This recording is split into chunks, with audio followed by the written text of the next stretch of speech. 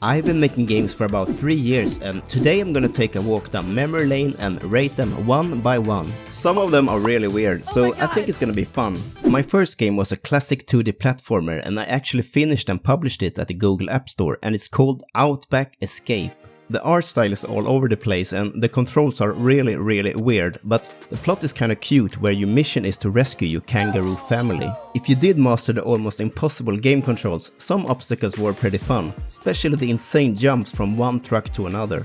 I have to be generous to myself here and give this game a 5 out of 10, cause it is the first game. On the plus side, the game got finished and published, and minus for the inconsistent art style and very bad controls. Okay, on to the second game. I was only making Android games at this time, and my second game was an endless runner with a one-tap controller. If the game controls on the first game was weird, it's nothing compared to this one. In this game, the tap makes you go down, not up as you might expect, which feels a little bit like those bikes where you steer to the right, but the bike turns left. Not the best design decision so far. The game gets a 4 out of 10. The only thing that saves the game from not getting the lowest possible score is the kind of fun art style and the fact that I finished it. The third game I made was a Super Mario clone. I don't know why, but I did. Initially I tried to make the jumping mechanic as close to the original as possible, but I got bored pretty quick and ended up adding a bunch of silly effects and yeah, poor Goomba.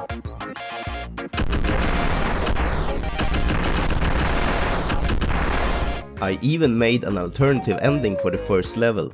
I don't know what to say about this really. Is it fun or is it only weird? I don't know. I'm not rating this one, so smash like if you like.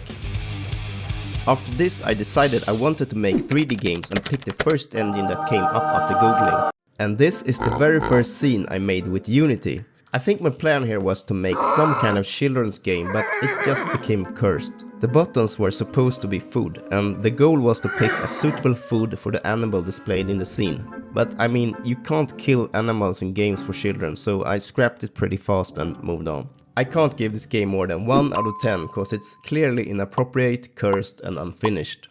The next game I worked on was this 3D endless runner type of game where you played as some kind of slime blob. Unfortunately I can't find the source code for this game, so it's just some old captured gameplay from the prototype phase. But the mechanics was quite cool, where you had the ability to stick to walls and ceilings to avoid enemies and obstacles with the swipe control. Too bad I couldn't find any more of this, but I rate it 6 out of 10. On the plus side is the fun mechanic with wall and ceiling riding and a really cool slime player character. Minus for the never finished or published game. At this point I wanted to do something else than games for Android and started a new project for PC. I experimented with some different driving and shooting mechanics and ended up with this game prototype, which was kind of satisfying to play around with. This was a good learning experience and I got motivated to go on with more projects in the Unity game engine. But I didn't proceed with this particular game prototype, so I give it a 5 out of 10. And the shooting mechanic was something I saved for later projects. With new motivation and some more knowledge in Unity, I began creating the game prototype that I'm currently working on today. I started off with some placeholder art and made a lot of tweaking to the driving mechanic before I had something that felt satisfying to play. I do love playing classic arcade style racing games and I tried to mimic the game feel from some of those games. When I was satisfied with the core driving mechanics, I swapped the game art to this and added the shooting mechanic from the previous prototype. And this is the current state of the game today. If you want to support the channel and see where this project is going, smash the subscribe button. It would really help me stay motivated, and thank you for watching and see you in the next devlog.